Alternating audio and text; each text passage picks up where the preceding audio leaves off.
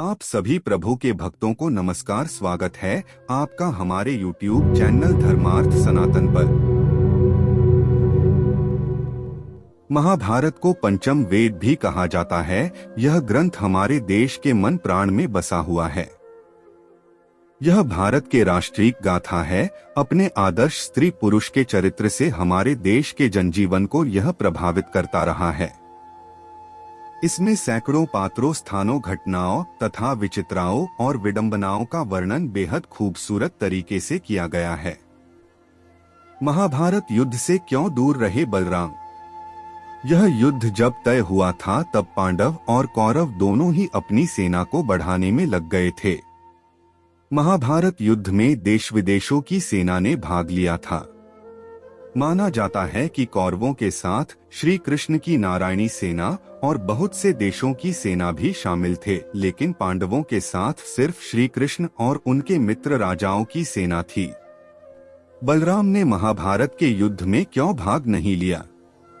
महाभारत के युद्ध के समय सारे भारतवर्ष में दो ही ऐसे राजा थे जो युद्ध में शामिल नहीं हुए थे, जिसमें से एक बलराम और दूसरे भोजकट के राजा रुक्मणी के भाई रुक्मी थे। लेकिन ऐसा क्यों था कि बलराम जैसे योद्धा जो गदा युद्ध में निपुण थे वह इस निर्णायक युद्ध से दूर रहे, जबकि बलराम दांव में इतनी शक्ति थी कि वह जिस भी पक्ष में शामिल होते तो उस पक्ष का पल्ला भारी हो जाता। तो चलिए मिलकर इस रहस्य को जानते हैं। भगवान श्री कृष्ण के बड़े भाई बलराम ने श्री कृष्ण को कई बार समझाया था कि हमें युद्ध में शामिल नहीं होना चाहिए, क्योंकि दुर्योधन और अर्जुन दोनों ही हमारे मित्र हैं। ऐसे धर्म संकट के समय दोनों का ही पक्ष न लेना उचित होगा। कहते हैं कि कभी कभी प्रत्येक मनुष्य को धर्म संकट जैसे स्थितियों का सामना करना पड़ता है। ऐसे अवसर पर लोग दुविधा में फंस जाते हैं, लेकिन श्री कृष्ण को किसी भी प्रकार की कोई दुविधा नहीं थी। उन्होंने इस समस्या का हल भी निकाल लिया था। उन्होंने दुर्योधन से यह कह दिया था कि तुम मुझे और मेरी सेना दोनों में से किसी एक का चयन करो। दुर्योधन ने श्री कृष्ण की सेना का चयन किया था और श्री कृष्ण पांडवों से जा मिले थे। महाभारत में वर्णित है कि जिस समय युद्ध की तैयारियां हो रही थी, उधर एक दिन भगवान श्री कृष्ण के बड़े भाई बलराम पांडवों की छावनी में अचानक पहुंचते हैं। महाभारत युद्ध में बलराम और श्री कृष्ण की एक कथा।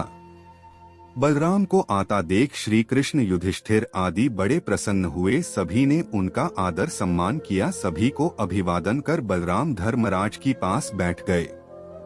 फिर उन्होंने बड़े ही व्यतीत मन से कहा कि कितनी बार मैंने श्री कृष्ण को कहा है कि हमारे लिए तो पांडव और कौरव दोनों ही एक समान है, दोनों को ही मूर्खता करने की सूझी है, इसमें हमें बीच में पड़ने की आवश्यकता नहीं है। पर कृष्ण मेरी एक ना मानी। कृष्ण का अर्जुन के प्रति स्नेह इतना ज्यादा है कि वह कौरव के विपक्ष में है। अब जिस तरफ कृष्ण हो उसके विपक्ष में मैं कैसे जाऊं? भीम और दुर्योधन दोनों नहीं मुझसे गदा सीखी है, दोनों ही मेरे शिष्य ही है, दोनों पर मेरा एक जैसा स्नेह है। इन दोनों कुरुवंश को आपस में लड़ते हुए देखकर अच्छा नहीं लगेगा, इसलिए मैं तीर्थ यात्रा पर जा रहा हूँ।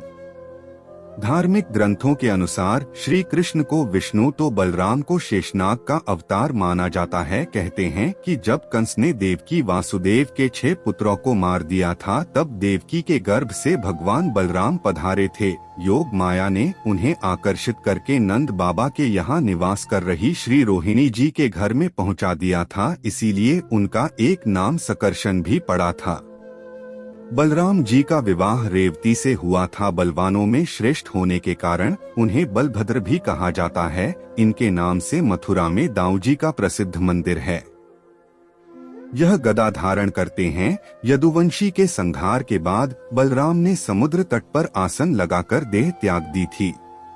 आपको हमारी बताई गई जानकारी कैसी लगी कमेंट्स में जरूर बताएं और आगे भी ऐसी रोचक और धार्मिक जानकारी के लिए चैनल को सब्सक्राइब करें। धन्यवाद। जय श्री राम।